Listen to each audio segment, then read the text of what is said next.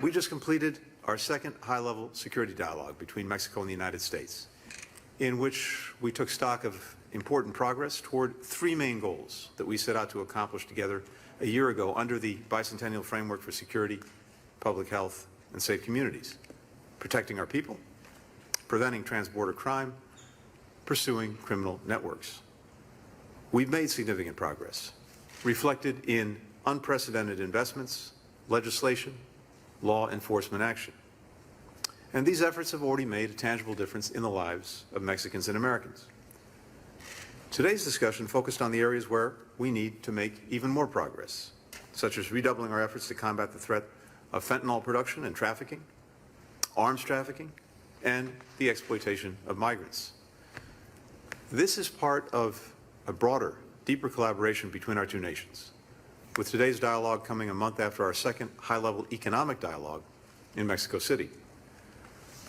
Both dialogues reflect shared priorities set out by President López Obrador and President Biden, and both focus on delivering on issues that have a tangible impact on the lives of our people, such as strengthening our competitiveness in the 21st century economy, making our communities safe for all of their residents, dismantling transnational criminal organizations. The issues at the core of our economic and security dialogues are deeply intertwined: strengthening security, combating corruption, ensuring accountability for crimes and human rights abuses. These not only make our civilians safer, our citizens safer, but they create a better environment for starting a small business or attracting private investment. And fostering inclusive economic opportunity is also one of the most effective ways to address a root driver of organized crime, by providing people with pathways they otherwise would not have. While these high-level dialogues happen a handful of times during the year, dialogues are happening at multiple levels of our governments every single day, between U.S. and Mexican diplomats and development workers, prosecutors and law enforcement officers, public health experts, and migration officials. This is where our commitments are actually translated into actions that improve the lives of our people. Across all of these efforts, one fundamental proposition holds: none of these challenges can we solve alone. And increasingly, we have to build our bilateral cooperation to work with others.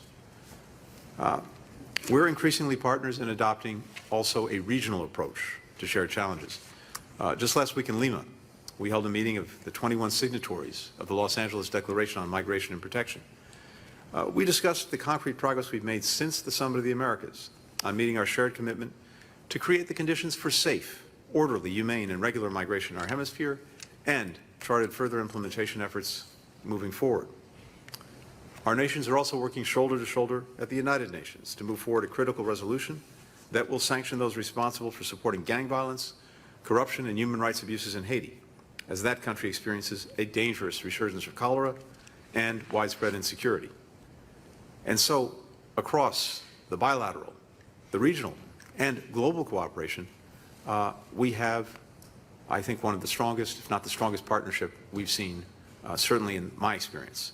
And I just have to say we're so grateful to our colleagues from Mexico, both for the substance and the spirit of our conversations today, and indeed every day. With that, Marcelo, the floor is yours. Thank you very much, Anthony. I'm going to turn to Spanish. Muchas gracias por la... Thank you very much for your warm welcome and for our meeting today. President López Obrador proposed a security strategy that starts with dealing with root issues. There are 2.2 million young people who are working, building the future, Centrando Vidas, 500,000. So we're helping many families and people. The idea is to make sure that there's no impunity. A national commission for searches was created, as was a National Guard, because the president wanted to secure our territory, because there were hundreds of police officers who continue to work. And there's a fourth issue, which is the agreement with the U.S. in the area of security. So this piece is working. The bicentennial framework has shown results. That is important. We signed this a year ago. I think we are the only two countries who have a framework with a plan of action and periodic evaluations in every area to protect our societies. I'll give you just an idea of what we're talking about. This morning, I was saying that it is thanks to the work between the U.S. and Mexico.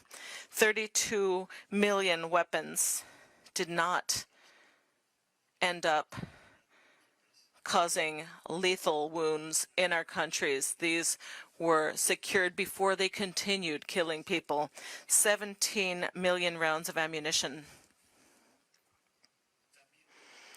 Tons of chemical substances, methamphetamines, 94 tons of cocaine.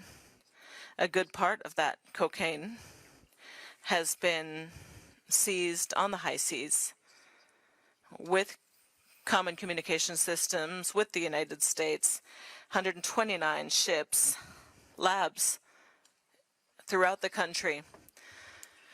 So from our point of view, it is evident that the bicentennial framework is working. There is still a ways to go. This doesn't mean that everything has been solved, but the most important indicator is that for the first time in the last few years, we have seen a reduction in the homicide rate in Mexico, but not just homicides, also kidnappings, robberies, and vehicle theft. When it comes to the homicide rate in Mexico, though, the most concerning thing in Mexico, there's been a 9.2% reduction. A part of this is thanks to the framework that we share with the United States. That is what it means to work together. Let me explain why. This is a map that I showed Secretary Blinken just a while ago. These are all the municipalities in Mexico where there are weapons that were made by U.S. companies, mainly, but not only, in the U.S. And the U.S. is helping us to bring them under control. So you can see this map. This is the weapons pandemic that we have in Mexico.